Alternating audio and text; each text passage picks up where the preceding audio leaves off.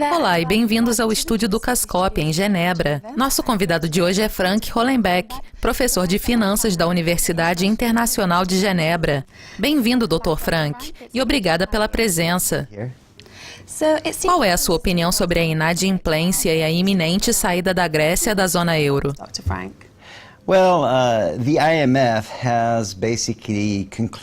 O FMI chegou à mesma conclusão que eu havia mencionado anteriormente. Não se deve desperdiçar dinheiro duas vezes. O FMI não tem intenção de conceder mais empréstimos à Grécia. O plano inicial de austeridade da Grécia em 2010 envolvia a demissão de 500 mil funcionários públicos. Mas logo depois o número caiu para 150 mil. No final das contas, eles demitiram menos de 50 mil funcionários públicos. E agora estão considerando contratá-los novamente.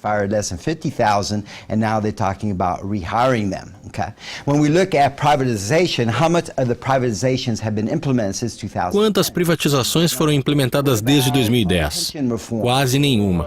Quase nada foi alcançado em relação à reforma previdenciária e à desregulamentação das leis trabalhistas. Se o governo grego anterior teve dificuldades em implementar medidas de austeridade, como será o processo com o atual governo? A Grécia não deve cumprir suas obrigações com os empréstimos da União Europeia e possivelmente deixará a zona euro. Tudo vai depender se o país estará disposto a economizar, ou seja, se é capaz de fazer o que não tem feito por décadas. Esse é o terceiro mês do programa de compra de títulos de 60 bilhões de euros mensais do BCE. Esse afrouxamento monetário está trazendo resultados?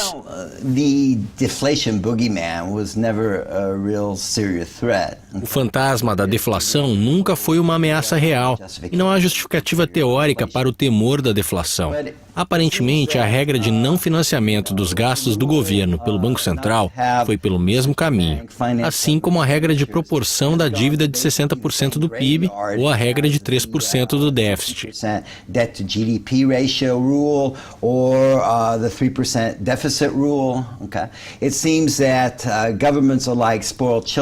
Os governos parecem crianças mimadas. Eles violam regras simplesmente porque podem.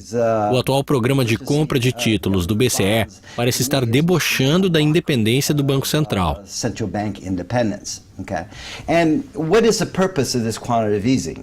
Qual é o propósito desse afrouxamento monetário? Aumentar os empréstimos bancários? As taxas de juros estão quase a zero e, portanto, não há mais nada a se fazer. Na verdade, a atual política monetária do Banco Central está sendo derrotada pela anterior. Em outras palavras, o Banco Central causou o que eu chamo de compressão dos rendimentos, ao induzir a negociação de títulos do governo a taxas de juros negativas e ao manter as taxas de depósitos negativas sobre reservas. É importante lembrar que os bancos recebem dinheiro dos depositantes e então o emprestam.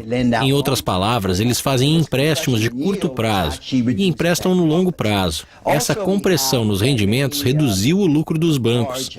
Além disso, muitos dos grandes fundos de pensão e seguradoras têm retirado dinheiro dos bancos. Isso também tem reduzido o lucro dos bancos. A Suíça, por exemplo, também tem taxas negativas de depósito. Um fundo de pensão com 10 milhões de francos suíços pode economizar 25 mil francos, retirando o dinheiro do banco, guardando em um cofre e pagando pela transferência e outras despesas.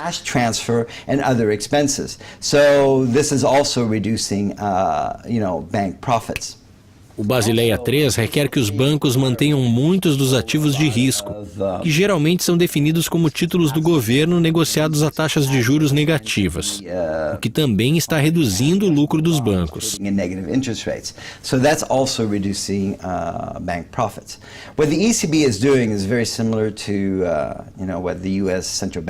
O que o BCE está fazendo é muito parecido com o que o Fed e o Banco do Japão estão fazendo.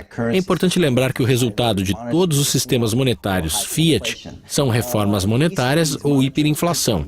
A flexibilização monetária do BCE não corrigirá o problema fundamental que temos na Europa, onde a oferta não está alinhada com a demanda. Isso é causado pela interferência incessante do governo em um sistema capitalista.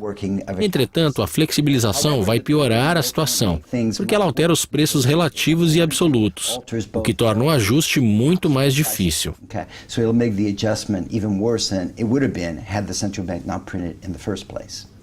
Frank, muito obrigada pela participação e pelos comentários. Foi um prazer tê-lo no estúdio. Obrigado pelo convite. Isso encerra a nossa entrevista, mas continuem conectados à Dukascop TV para mais atualizações e análises. Até mais!